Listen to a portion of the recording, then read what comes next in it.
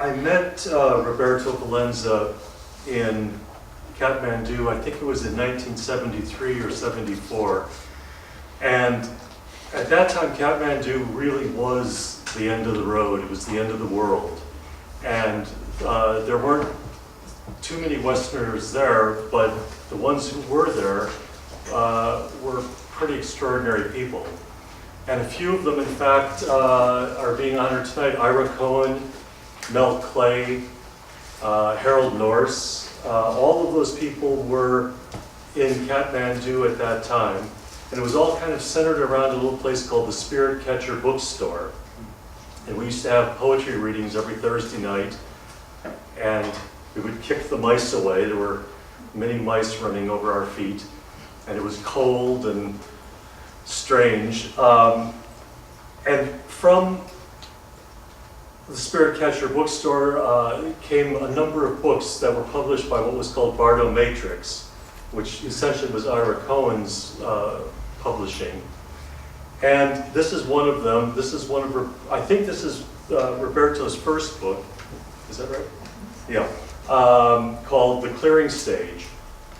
And it's done on, this famous Nepalese, what they call rice paper. It's actually not rice paper. It's some other vegetable or something. And this is all. So this book is from, I think, 1974, and it's falling apart. And I hope I can read the letters still.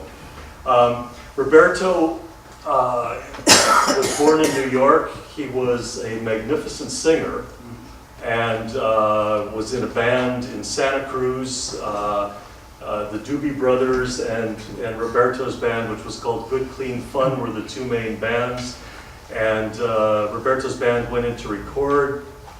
And during the recording, the lead guitar player found Jesus instead of Jimmy.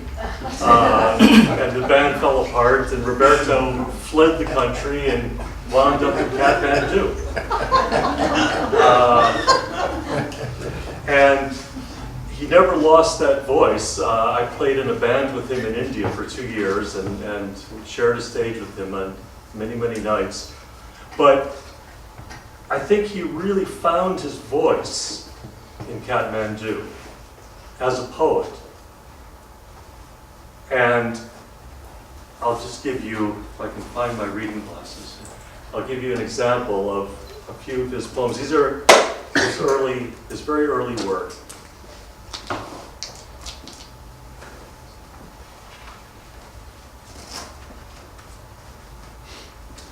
This is called Salutations to the Supreme Silence.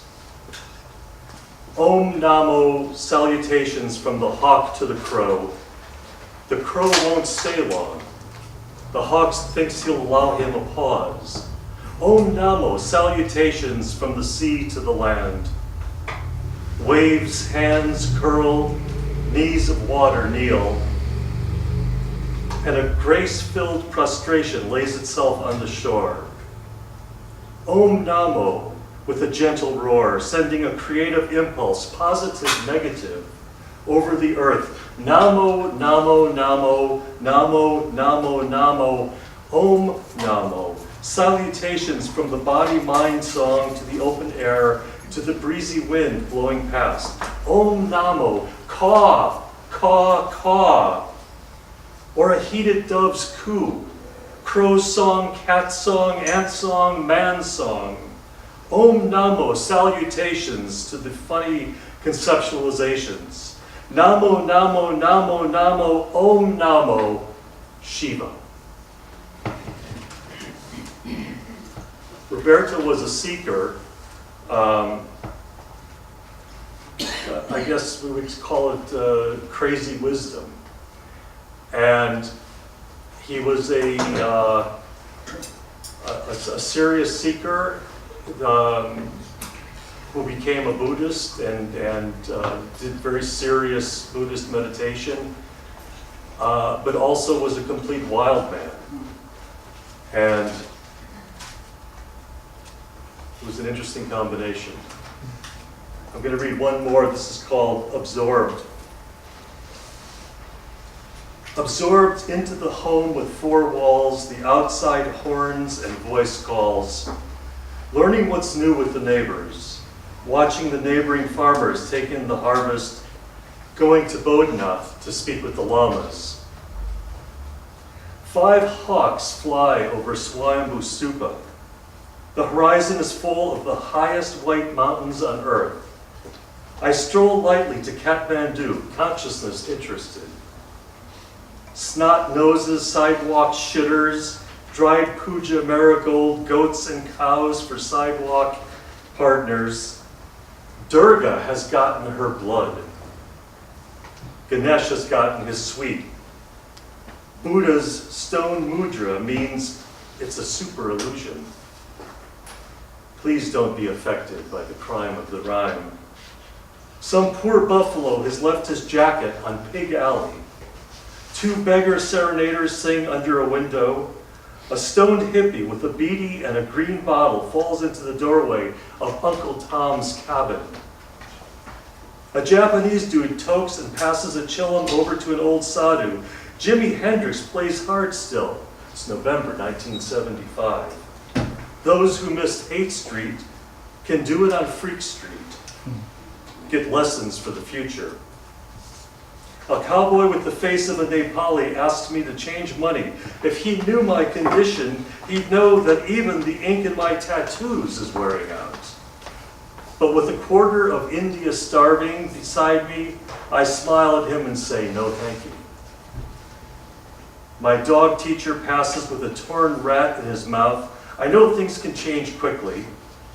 At the watery hole, everyone stands clean in their Brahmani cords. 1,000 years ago, they accepted the population explosion. Just seeing this is as satisfying as American organic health food. I go and pick up a letter at the post office from my parents. They say things are going strange here, and money is the lifeblood of the nation. A dream comes and everything melts. A white lady walks by with a Tibetan who looks Italian. He's wearing coiled shoes and burgundy robes. He screams at the top of his lungs, meditation can be fun! My hair is wild and long again.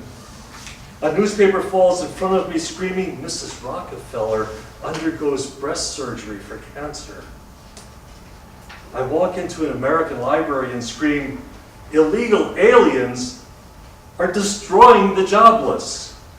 I'm absorbed by the library. People look up for one hairy moment, then the whole thing becomes safe again. I wish I had 3 wishes. If I had 3 wishes, I'd wish for a glass of water, 2 reds, and a Spanish girl I loved when I was 17. I tell her that ink blot there on the desk reminds me of you on a summer night at the beach. The water red from the sunset, your legs spread like seaweed, and I eating you like you are totally everything good existing at once. The waves keep beating us back and forth, and you hold my head tight to you. Living in the past can be torture. Living in the future can cause nightmares. Living in the now can be the most terrible due to the condition one is in the present. Oh, I forgot where I was for a moment. Dharma, cause and effect. If you do everything for the sake of all life, you make no more bad effects. On with the trek.